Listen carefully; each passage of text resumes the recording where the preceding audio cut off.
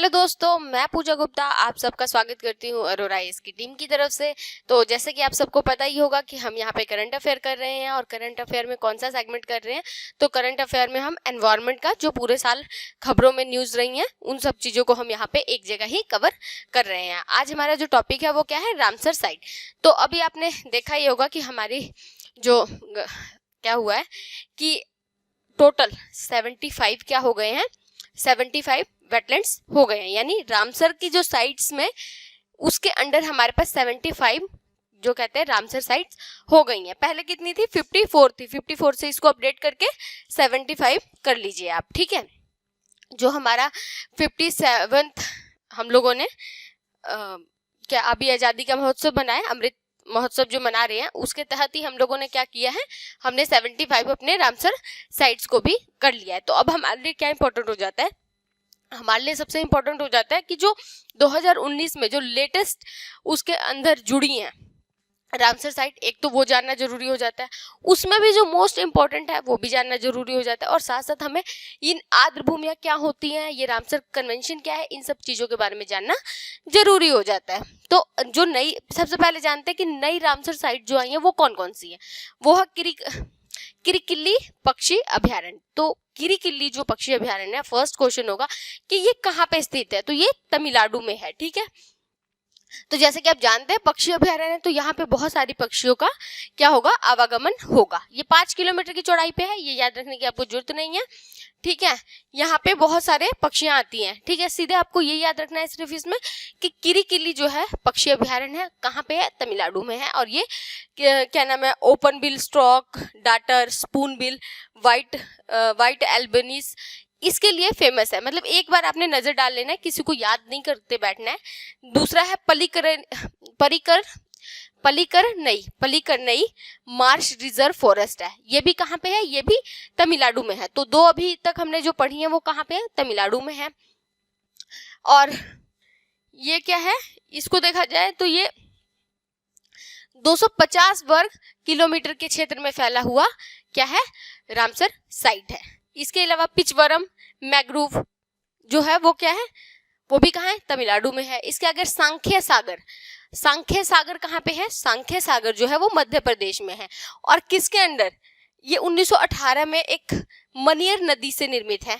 क्या है, पहले याद रखना है, सांख्य सागर कौन सी नदी से है, मनियर नदी। और सांख्य सागर जो है माधव राष्ट्रीय उद्यान के पास स्थित है। तो देखो अभी जब हमने यूपीएससी का जो 2022 वाला क्वेश्चन पेपर देखा था उसमें क्या देखा कि हरिके बैराज दे रखा था, उसके अलावा फिर त्रिपुरा में रुद्र सागर दे रखा था। मतलब 3-4 ऐसे ही दे रखे थे, ठीक है। और पूछा था कि ये कहाँ कौन से हैं।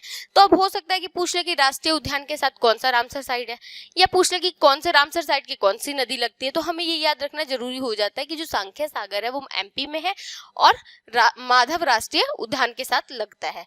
सेकेंड आएंगे हम पाला आर्द्र भूमि। ये कहाँ पे है, ये मिजोरम में है। पाला आर्द्र भूमि कहाँ है, मिजोरम में है। और जानवरों, पक्षियों और सरीसृप का ये क्या है, एक घर है।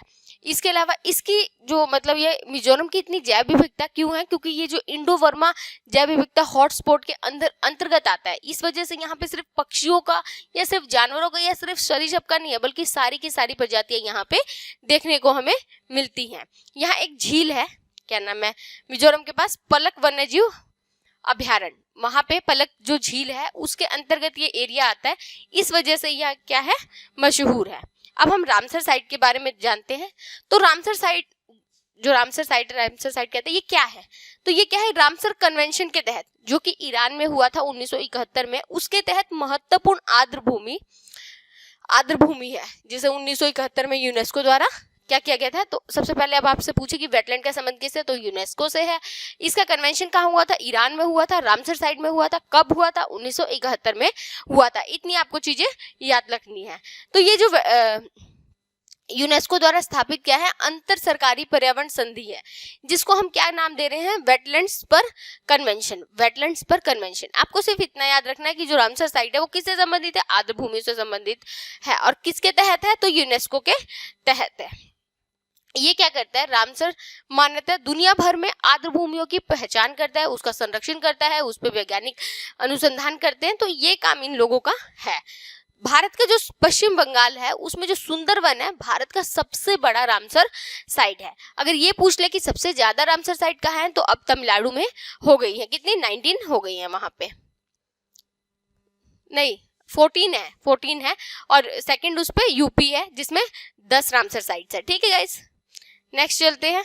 तो कुछ मापदंड होते हैं जिसके तहत हम क्या करते हैं, रामसर साइट को चुनते हैं। पहला तो क्या होना चाहिए, वहां पे जैव विविधता भारी होनी चाहिए, दुर्लभ प्रजातियां होनी चाहिए। ठीक है, सेकंड है कि जो वो प्रजातियां हैं लुप्त प्राय होनी चाहिए। ठीक है, जैसे कि हॉटस्पॉट चुनने के लिए हम कहते हैं ना कि 70% वहां की जो प्रजातियां वो लुप्त प्राय होनी चाहिए, वैसे ही यहाँ भी क्राइटेरिया है। इसके अलावा कह रहा है कि कुछ पौधे और पशु प्रजातियों की आबादी का समर्थन होना चाहिए यहाँ पे। अगर लास्ट चलेंगे तो ये जीवन चक्र के लिए महत्वपूर्ण और प्रतिकूल दशाएं यहाँ पे पाई जानी चाहिए। देखो, अगर यहाँ पे प्रतिकूल दशाएं नहीं होंगी तो इसका क्यों कोई संस्था या कोई भी इसकी देखभाल क्यों करेगा? देखभाल तभी करते हैं ना जब कोई चीज बीमार हो जाती है। तो गाइस, अगर आपसे पूछ ले कि रामसर साइट जो है उसकी संख्या भारत में बढ़ रही है, तो क्या ये हमारे लिए अच्छा है या हमारे लिए बुरा है? तो गाइस, जो ये रामसर साइट्स का बढ़ना इतना, ये हमारे लिए क्या है, अच्छी खबर नहीं है। इसका मतलब ये है कि हम अपने जो हमारे जो प्रकृति संसाधन है, पक्षी जीव है और झील है, झरने, इन सब की हम क्या नहीं कर पा रहे हैं, इन सबको हम सुरक्षित नहीं रख पा रहे। इसलिए हमें इसके तहत डालना पड़ रहा है। रामसर साइट के तहत अगर जो हमारी साइट्स चली जा रही हैं, जो आर्द्र भूमियां चली जा रही हैं, उसके तहत क्या हो रहा है कि उनको अच्छी क्या मिल रही है, संरक्षण मिल रहा है। उसके लिए कई काम किए जा रहे हैं। 2000 से ज्यादा 20,000 से ज्यादा यहाँ जल पक्षियों का समर्थन होना चाहिए, वाटर बर्ड की प्रजातियां पाई जानी चाहिए, स्वैच्छिक मछली उत्पादन होना चाहिए, इकोसिस्टम होना चाहिए, जन भागीदारी होना चाहिए। ये सब इसके कुछ मापदंड है। इसके अलावा आगे चलते हैं तो देखेंगे कि 2 फरवरी को रामसर वेटलैंड दिवस मनाया जाता है। ठीक है, तो ये भी आप याद रखना क्योंकि स्टेट पीसीएस में ऐसे क्वेश्चंस पूछ लेते हैं। कौन सा? 2 फरवरी को। ठीक है गाइस, हरित ग्रिड पहल। तो हरित ग्रिड पहल क्या है? इसके तहत क्या किया गया है, भारत और यूनाइटेड किंगडम ने मिलकर क्या किया है, भारत और यूनाइटेड किंगडम ने 2021 में जो COP26 हुआ था ग्लासगो में, उसमें एक पहल की स्टार्ट की थी जिसको क्या कहा गया है, हरित ग्रिड पहल कहा गया है। इसमें हम किस चीज को बढ़ावा दे रहे हैं, इसमें हम क्या दे रहे हैं, जो हमारा 1 सन 1 वर्ल्ड 1 ग्रिड है, इस चीज को हम बढ़ावा दे रहे हैं। जैसे देखो, चाइना क्या कर रहा है, 1 बेल्ट 1 रोड इनिशिएटिव वो चला रहा है ना, उसी को काउंटर करते हुए इंडिया क्या कर रहा है, 1 सन 1 वर्ल्ड 1 ग्रिड को बढ़ावा दे रहा है कि वो सोलर पावर की एनर्जी को वो बढ़ावा दे रहा है ताकि दुनिया को कनेक्ट कर सके। और ये किसके तहत चल रहा है, ये अंतरराष्ट्रीय सौर गठबंधन है, उसके तहत ये प्रोग्राम चल रहा है। ठीक है, तो अंतरराष्ट्रीय सौर गठबंधन के बारे में जानना जरूरी हो जाता है। तो जो पेरिस क्लाइमेट हो रहा था उसके तहत इसको क्या किया गया था, इसके तहत इसको बनाया गया था। और किस किस के द्वारा, इंडिया और फ्रांस के द्वारा बनाया गया था। इसके जो हेडक्वार्टर है गुड़गांव में है। स्टार्टिंग में कहा गया था कि जो वो कर्क और मकर रेखा के तहत जो ये वाले कर्क और मकर रेखा के तहत जो भी देश आते हैं सिर्फ उनको ही शामिल किया गया था। लेकिन अब क्या कह दिया गया है कि वर्ल्ड में जितनी भी देश है, कोई सा भी देश इसका पार्टिसिपेट कर सकता है इसके अंदर। इसका उद्देश्य क्या है, इसका उद्देश्य इस चीज पे है कि द सन नेवर सेट्स, मतलब कि सूर्य कभी अस्त नहीं होता है। इस चीज की कि सूर्य हमेशा रहेगा, कुछ भी हो जाए। तो इन लोग की अभी ये मतलब मान्यता या इस सिद्धांत पे ये लोग काम कर रहे हैं। तो इनका है कि इस तरह से क्या होगा, एक वैश्विक सहयोग बढ़ेगा। भारत अपना जो विश्व गुरु बनने की सपना देख रहा है उसको भी एक बढ़ाने का एक कदम बढ़ेगा। उसके साथ क्या होगा कि हम एक क्लीन ऊर्जा के तहत पहुंच पाएंगे। और इसमें क्या किया गया है, इस ग्रिड के तहत कैसे जोड़ा जाएगा, इस ग्रिड के तहत 3 चरणों में लोगों को जोड़ा जाएगा। पहले में तो क्या किया जाएगा, जो एशिया के, दक्षिण एशिया, मध्य एशिया, पूर्व एशिया, इन सबको कनेक्ट किया जाएगा। मतलब एशिया को ही एक दूसरे से कनेक्ट करने का काम किया जाएगा। फर्स्ट में क्या किया जाएगा, एशिया को प्रेफरेंस दिया जाएगा। ठीक है, सेकंड में क्या किया जाएगा, अफ्रीका को इसके साथ जोड़ा जाएगा। और थर्ड में जो बाकी रह जाएंगे उन सब चीजों को कनेक्ट किया जाएगा थर्ड फेज में। तो ये 3 फेज में काम होगा। इसका महत्व क्यों है क्यों? ताकि इससे क्या होगा, अगर ऐसा कोई अलायंस बन जाएगा तो विश्व के हर लोग, हर जितने भी जिनके पास टेक्नोलॉजी और पैसे बहुत ज्यादा हैं, वो सब इसके अंदर क्या कर सकेंगे, अनुसंधान कर सकेंगे, तकनीकी भी मदद हो जाएगी, फिर वित्तीय मदद भी हो जाएगी और अनुसंधान में भी सहयोग मिलेगा। मतलब एक वैश्विक बुनियादी ढांचा हमारे पास तैयार होगा, कार्बन उत्सर्जन को कम किया जा सकेगा, स्वच्छ ईंधन मिल सकेगा हम लोग को, ठीक है, कम कार्बन उत्सर्जन हो सकेगा, सौर परियोजनाओं को बढ़ावा मिलेगा, नवीनीकरण ऊर्जा मिलेगी, तो और वही जो हमारा क्लाइमेट चेंज हो रहा है उन सब चीजों से बचा जा सकेगा। नेक्स्ट चलते हैं, उष्णकटिबंधीय ओजोन छिद्र। तो एक क्या किया गया, एक अध्ययन किया गया है जिसमें हमने देखा है कि उष्णकटिबंधीय क्षेत्रों में जो 30 डिग्री दक्षिण और 30 डिग्री मतलब यही वाला एरिया, इस पे क्या किया गया, एक ओजोन छिद्र दिखा गया है। ओजोन छिद्र में जो हमारे पास एक तो अंटार्कटिका के पास में आपको पता ही है कि ओजोन छिद्र है, लेकिन इसके अलावा भी हमने क्या किया है, इसके अलावा भी हमने दूसरा ओजोन छिद्र देखा है जो कि क्या है, जो कि अंटार्कटिका से 7 गुना बड़ा है और ये हर मौसम में दिखाई दे रहा है। मतलब जो हमारा जो अंटार्कटिका वाला जो ओजोन का छिद्र है वो कब दिखाई देता है, तो वो सिर्फ बसंत ऋतु में ही हमें क्लीन दिखाई दे रहा है कि हाँ भाई हमारे ओजोन छिद्र जो है, ओजोन की जो परत है वो क्या हो रही है, पतली हो गई है, उसमें होल हो गया है, वो देखने को हमें मिल रहा है। लेकिन जो अभी ढूंढा गया है उसको हम हर मौसम में देख सकते हैं। तो अब क्या होगा, ये जो छिद्र बढ़ रहा है तो इससे इम्पैक्ट क्या पड़ेगा, तो देखो सूर्य से आने वाली कुछ रेडिएशंस जो होती हैं वो सारी की सारी हमारे लिए अच्छी नहीं होती हैं। जैसे रेडिएशन यूवी ए बी और सी हो जाती हैं, तो क्या होती है कि जो ए बी सी में से कुछ ही जो होती हैं वो सूर्य के मतलब हमारे अर्थ तक पहुंचती हैं और लोगों तक इंटरेक्ट कर पाती हैं, क्योंकि कुछ जो बी या सी कह सकते हैं, ये दोनों जो होती है बहुत खतरनाक होती हैं। इनको रोकने का काम जो परत करती है उस परत को हम क्या कहते हैं, ओजोन परत कहते हैं। ओजोन क्या है, ऑक्सीजन का ही एक मॉलिक्यूल है। ओजोन परत क्या है, ऑक्सीजन का एक विशेष रूप है जिसका सूत्र क्या है, O3 को हम क्या करते हैं, ओजोन परत कहा जाता है। ओजोन हमें 2 रूपों में मिलते हैं। कैसे, एक तो हमें समताप मंडल जो है स्ट्रेटोस्फेयर उसमें पाया जाता है। सेकंड हो गया जो समताप मंडल है वो पृथ्वी पर भी पाया जाता है, यानी क्षोभ मंडल में भी पाया जाता है। तो जो पृथ्वी पे पाया जाता है उसको हम बैड ओजोन कहते हैं। वो क्या होता है, वो पोल्यूशन का कारण बनता है। लेकिन जो समताप मंडल में ओजोन पाया जाता है वो क्या बनता है, वो जो है वो हमें जो सूरज की पराबैंगनी किरणें या हानिकारक किरणें होती है उनसे बचाने का काम करता है। तो उसको हम क्या कहते हैं, उसको हम गुड ओजोन कहते हैं। इसके अलावा चलते हैं, तो हम जो कुछ गैसेस यूज कर रहे हैं उस गैसों की वजह से क्या हो रहा है, उन गैसों की वजह से जो ओजोन छिद्र है वो और ज्यादा क्या हो रहा है, बढ़ रहा है। तो इस वजह से जब साइंटिस्ट ने देखा कि भाई इन गैसों का प्रभाव किस पे, ओजोन परत पे पड़ रहा है, तो उन गैसों को बंद करने के लिए हम कुछ क्या लेके आए थे, कन्वेंशन वगैरह लेके आए थे। तो पहले हम देखते हैं कि ओजोन क्षयकारी पदार्थ कौन कौन से हैं।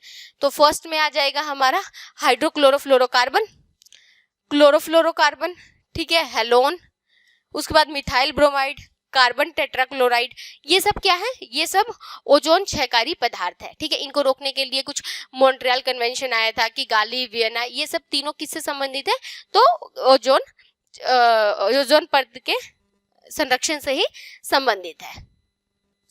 इसका संरक्षण हम कैसे कर सकते हैं, तो समताप मंडल की ओजोन को रासायनिक विन्यास को संदर्भित किया जाता है। उसके बाद क्या कि जो ये ओजोन क्षयकारी पदार्थ है ये क्या करता है, ये जो मतलब एक प्रकृति घटना है, ओजोन परत का बनना, ओजोन परत का पतला होना या फिर मोटा होना, तो ये एक नेचुरली फिनोमिना है। लेकिन ये क्या करते हैं, मानव निर्मित जो गैस वगैरह हैं वो इन चीजों को बढ़ा देते हैं, जिस वजह से क्या हो जाता है कि उसकी दर जो होती है वो तेज हो जाती है, या बढ़ने की या घटने की। तो जैसे कि मैंने आपको बता ही दिया, ओजोन का यूज कहाँ कहाँ किया जाता है, तो कभी कभी देखो शीतक में फॉर्मिंग एजेंट, क्वेश्चन ये वाला बहुत इंपॉर्टेंट है, ये वाली लाइन आपको याद रखना चाहिए। ये शीतक में मतलब रेफ्रिजरेटर में यूज होता है, फॉर्मिंग एजेंट है, अग्निनाशय में, सॉल्वेंट में, और कीटनाशक और एरोसोल, जो एरोसोल होते हैं हमारे, इन सब चीजों में क्या किया जाता है, ओजोन का यूज किया जाता है, क्योंकि यहाँ से क्वेश्चन पूछता है, यूपीएससी एप्लीकेशन पे क्वेश्चन पूछता है गाइज। तो एक बार अगर हम ओजोन को हवा में छोड़ते हैं तो क्या होता है, ये धीरे धीरे क्षय होता है। ठीक है, वास्तव में जब ये समताप मंडल तक नहीं पहुंच पाता तो क्षोभ मंडल से गुजरते समय ये क्या करता है, ये वर्षों तक हमारे वायुमंडल में बना रह जाता है और ग्रीन हाउस गैस की तरफ बन जाता है।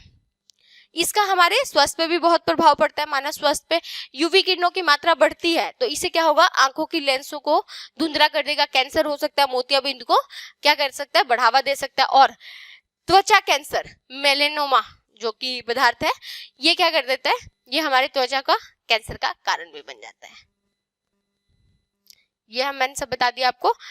समुद्रों पर भी प्रभाव पड़ता है। जो फाइटोप्लैंटन है, जो उसकी प्राथमिक उत्पादकता है, वो भी क्या हो जाती है, वो भी इससे प्रभावित होती है। इसके अलावा जैव रासायनिक चक्र प्रभावित होता है, सिंथेटिक पॉलीमर्स वगैरह प्रभावित होते हैं।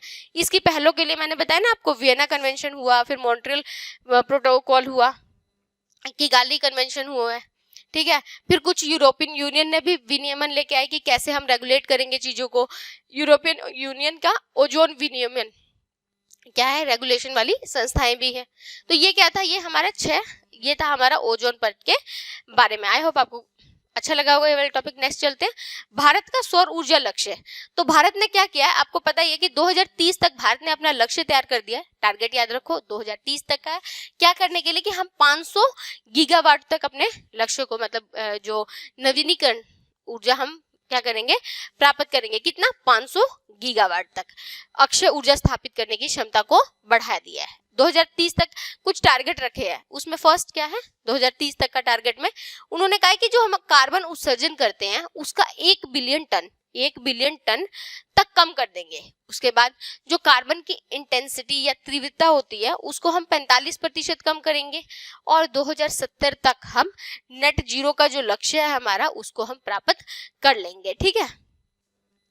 अभी जो है, अभी वर्तमान स्थिति क्या है, वर्तमान भारत की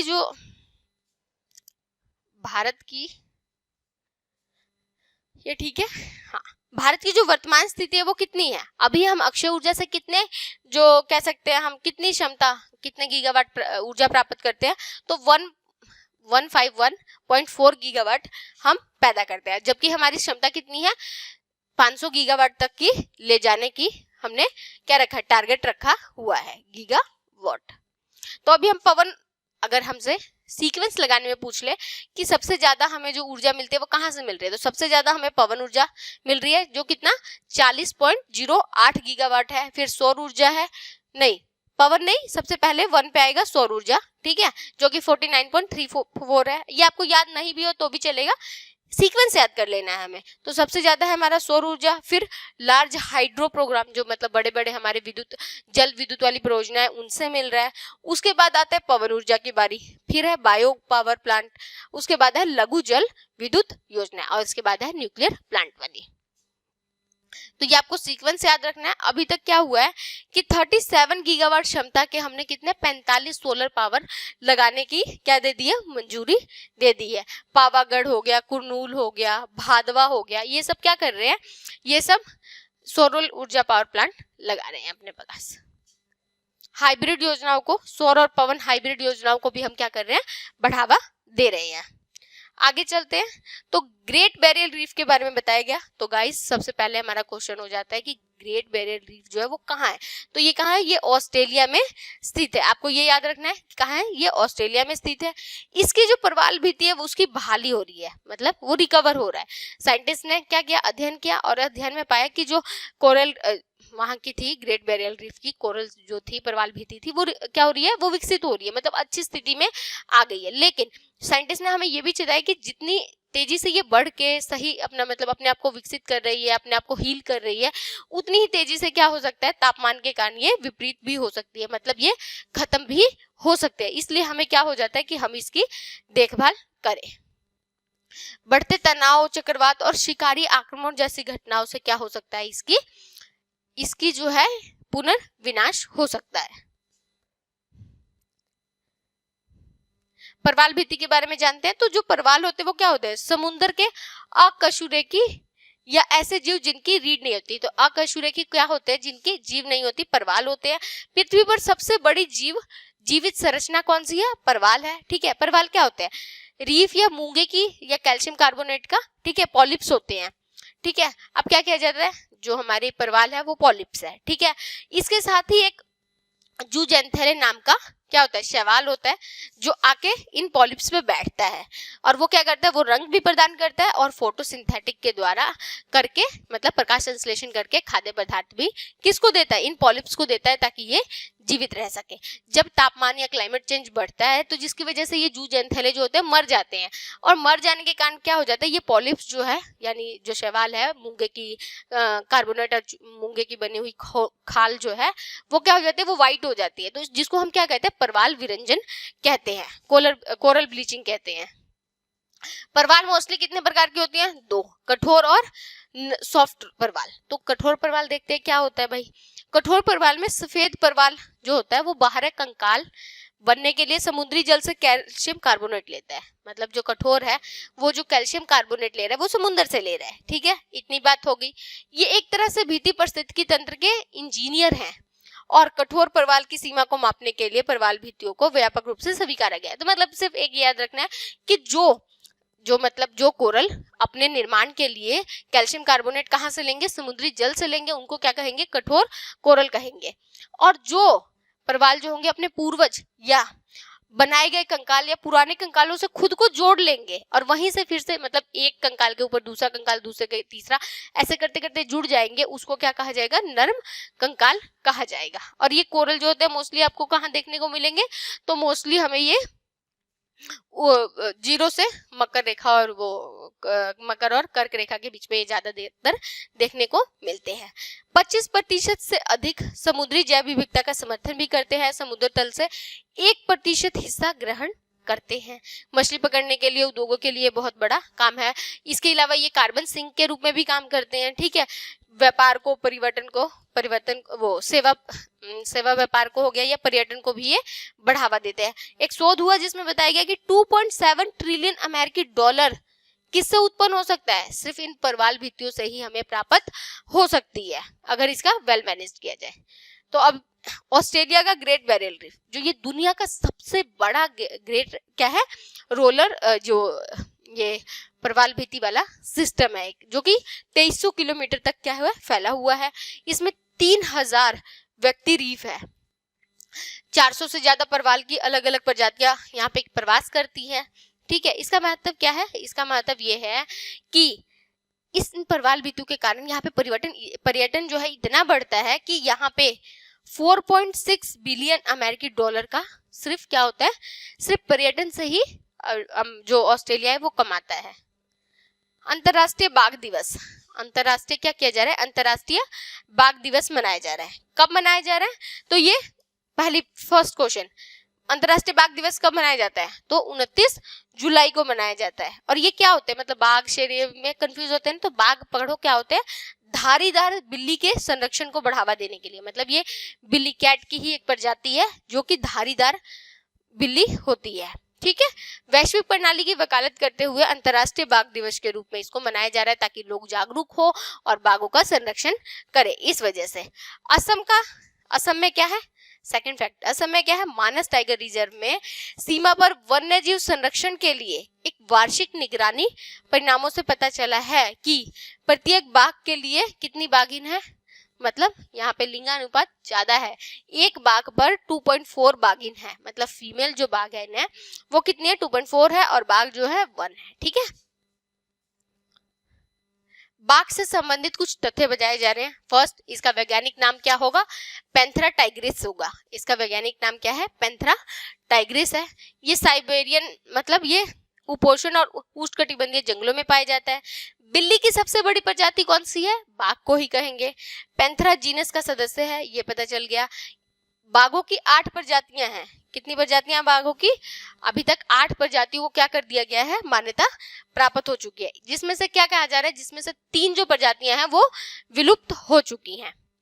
बंगाल टाइगर्स कहाँ पाए जाते हैं, भारतीय उपमहाद्वीप में पाए जाते हैं। कैस्पियन बाघ भी पाए जाते हैं, अमूर बाघ, जावन बाघ, दक्षिण चीन बाघ, बाली बाघ, सुमात्रा और भारत चीन बाघ। ये क्या है, ये उसकी प्रजातियां हैं। इसको खतरा क्या होगा, जो खतरा सबको होता है आवास विखंडन, वही खतरा इसको भी है। अब आते हैं हम संरक्षण में, तो हम देखेंगे कि जो IUCN है उसकी लिस्ट में इसको एंडेंजर कैटेगरी में डाला गया है, ठीक है, लुप्त प्राय मतलब एंडेंजर। जो वन्यजीव संरक्षण अधिनियम 1972 है उसमें इसको अनुसूची 1 में डाला गया है, और जो साइट्स की है उसमें अपेंडिक्स 1 में रखा गया। तो अब आपको पता चल जाएगा। अभी तक टाइगर रिजर्व के बारे में पढ़ते हैं। इंडिया में 53 टाइगर रिजर्व है, ये याद रखना। सबसे बड़ा पूछे तो नागार्जुन श्रीशैलम टाइगर रिजर्व कहाँ है? आंध्र प्रदेश और तेलंगाना के बॉर्डर पे है।